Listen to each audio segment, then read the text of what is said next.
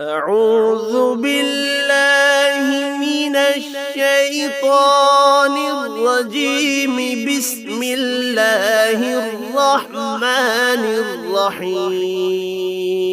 قل يا أيها الكافرون لا أعبد ما تعبدون ولا أنتم عابدون ما أعبد ولا أنا عابد ما عبدتم ولا أنتم عابدون ما أعبد لكم دينكم ولي دين.